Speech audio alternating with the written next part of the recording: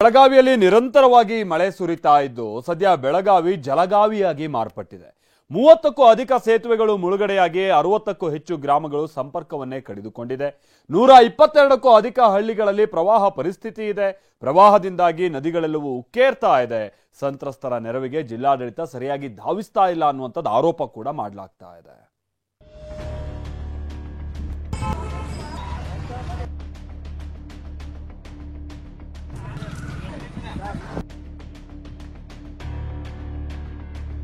ನಿಂತ ನೆಲವೇ ನೀರು ನೀರಾಗ್ತಿದೆ. ನೆಲ ಕಳೆದುಕೊಂಡ ಜನ ಊರು ಬಿಡುತ್ತಿದ್ದಾರೆ. ಬೆಳಗಾವಿ, ಬಾಗಲಕೋಟೆ ಜಿಲ್ಲೆಗಳು ಅಕ್ಷರಶಃ ಪ್ರವಾಹಕ್ಕೆ ಸಿಲುಕಿವೆ. ಕೃಷ್ಣೆ, ತುಂಗಭದ್ರಾ, ಮಾರ್ಕಂಡೇಯ, ದೂದ್ಗಂಗಾ, ಘಟಪ್ರಭಾ, ಮಲಪ್ರಭಾ ಸಾಲು ಸಾಲು ನದಿಗಳು ಭೂಭಾಗವನ್ನೆಲ್ಲ ಆವರಿಸುತ್ತಿವೆ. ಪ್ರವಾಹ ಪ್ರಕೋಪಕ್ಕೆ ಜನ ತತ್ತರಿಸಿದ್ದಾರೆ.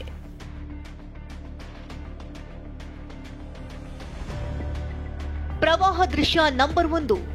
ನೀರಲ್ಲಿ ನಿಂತ ಬಂಗಾಲಿ ಬಾಬಾ ದರ್ಗಾ.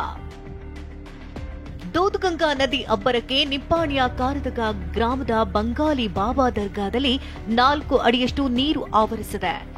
ಜಮೀನು, ನೂರಾರು ವಿದ್ಯುತ್ ಕಂಬ ಜಲಾವೃತವಾಗಿದ್ದರೆ 100ಕ್ಕೂ ಅಧಿಕ ಕುಟುಂಬಗಳ ಸ್ಥಳಾಂತರಕ್ಕೆ ಸೂಚಿಸಲಾಗಿದೆ.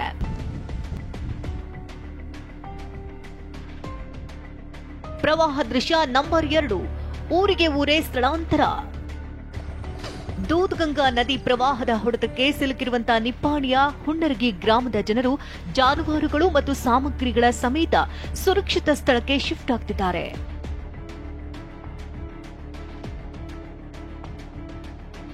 ಪ್ರವಾಹ ದೃಶ್ಯ ನಂಬರ್ 3. ಚಿಕ್ಕೋಳಿ ಸೇತುವೆ ಬಿರುಕು. ಅತ್ತ ಗೋಕಾಕ್ನಲ್ಲಿ ಮಾರ್ಕಂಡೇಯ ನದಿ ಮಿತಿ ಮೀರಿ ಆರ್ಭಟಿಸಿದೆ. ಗೋಕಾಕ್ಗೆ ಹೊಂದಿಕೊಂಡಿರುವಂತಹ ನದಿಗೆ ಅಡ್ಡ ಕಟ್ಟಿರುವಂತಹ ಚಿಕ್ಕೋಳಿ ಸೇತುವೆ ಮೇಲೆ ಬಿರುಕು ಬಿಟ್ಟಿದೆ. ಸಾವಿರಾರು ವಾಹನ ಸಂಚರಿಸುವಂತಹ ಬ್ರಿಡ್ಜ್ ಬಿರುಕಿನಿಂದಾಗಿ ಜನ ಆತಂಕದಲ್ಲಿದ್ದಾರೆ. ಪ್ರವಾಹ ದೃಶ್ಯ ನಂಬರ್ 4.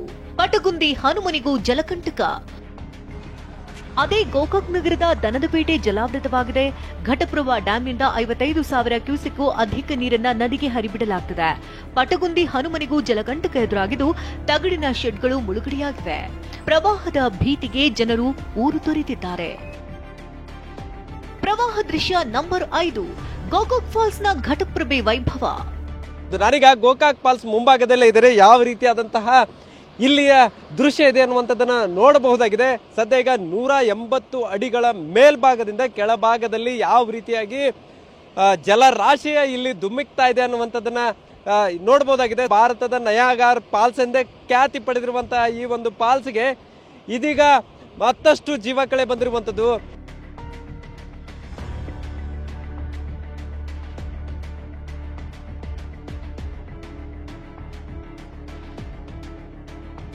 ಜಿಲ್ಲೆಯಲ್ಲಿ 30ಕ್ಕೂ ಅಧಿಕ ಸಂಪರ್ಕ ಸೇತುವೆ ಮುಳುಗಿವೆ. ಗೋಕಾಕ್ನಲ್ಲಿ 5 ಸೇತುವೆ, ಮೂಡಲಗಿಯಲ್ಲಿ 5, ಹುಕ್ಕೇರಿಯಲ್ಲಿ 5, ಚಿಕ್ಕೋಡಿಯಲ್ಲಿ 4, ನಿಪ್ಪಾಣಿಯ 4, ರಾಯಭಾಗ 3, ಖಾನಾಪುರದ 2, ಕಾಗವಾಡ, ಅಥಣಿ ತಾಲೂಕುಗಳಲ್ಲಿ ತಲಾ 1 ಸೇತುವೆಯೂ ಸೇರಿದಂತೆ 30ಕ್ಕೂ ಅಧಿಕ ಸೇತುವೆ ಜಲಾವೃತಗೊಂಡಿವೆ. ಇದರಿಂದ 60ಕ್ಕೂ ಅಧಿಕ ಗ್ರಾಮಗಳ ಸಂಪರ್ಕ ಕಡಿತವಾಗಿದೆ.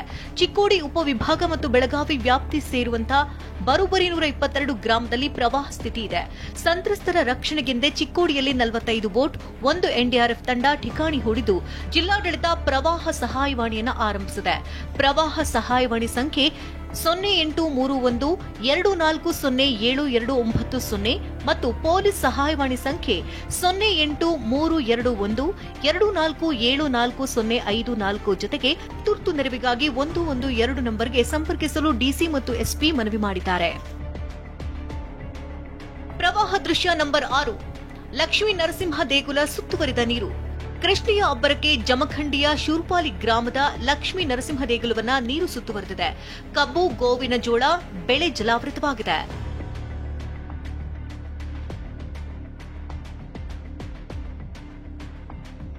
ಪ್ರವಾಹ ದೃಶ್ಯ ನಂಬರ್ 7. ಐತಿಹಾಸಿಕ ಹಂಪಿ ಸ್ಮಾರಕಗಳು ಮುಳುಗಡೆ.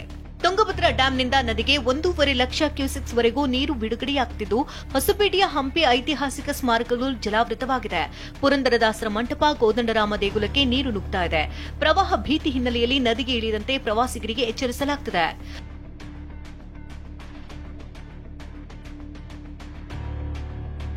ದೃಶ್ಯ ನಂಬರ್ 8.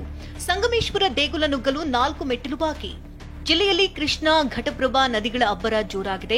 ಹುನಗುಂದದ ಕೂಡಲ ಸಂಗಮದಲ್ಲಿ ಕೃಷ್ಣಾ ನೀರು ಸಂಗಮೇಶ್ವರ ದೇಗುಲಕ್ಕೆ ನುಗ್ಗಲು 4 ಮೆಟ್ಟಿಲು ಮಾತ್ರ ಬಾಕಿ ಇವೆ. ರಬಕವಿ ಬನಹಟ್ಟಿ, ಮುಧೋಳ ಜಮಖಂಡಿಯಲ್ಲೂ ಪ್ರವಾಹ ಸ್ಥಿತಿ ಇದೆ. ಈಗಾಗಲೇ ಸಂತ್ರಸ್ತರನ್ನ ಕಾಳಜಿ ಕೇಂದ್ರಗಳಿಗೆ ಸ್ಥಳಾಂತರಿಸಲಾಗುತ್ತದೆ.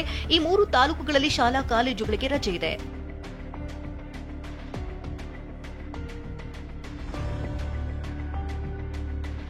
ಪ್ರವಾಹ ದೃಶ್ಯ ನಂಬರ್ 9. ಹೊಳೆಬಸವೇಶ್ವರ ದೇವಸ್ಥಾನ ಜಲಾವೃತ. ಘಟಪ್ರಭಾ ನದಿ ಆರ್ಭಟಕ್ಕೆ ಮುಧೋಳದ ಮಾಚಕನೂರಿನ ಐತಿಹಾಸಿಕ ಹೊಳೆಬಸವೇಶ್ವರ ದೇವಸ್ಥಾನ ಆವರಣದಲ್ಲಿ 2 ಅಡಿಗೂ ಹೆಚ್ಚು ನೀರು ಸಂಗ್ರಹವಾಗಿದೆ. ರೈತರು ಪಂಪ್ಸೆಟ್ಗಳನ್ನು ತೆರವುಗೊಳಿಸಿದ್ದಾರೆ. ಅಪಾರ ಪ್ರಮಾಣದ ಕಬ್ಬು, ಸೋಯಾಬೀನ್, ಹಸಿರು, ಉದ್ದು ಬೆಳೆಗಳು ನದಿಯಲ್ಲಿ ಮುಳುಗಡೆಯಾಗಿವೆ.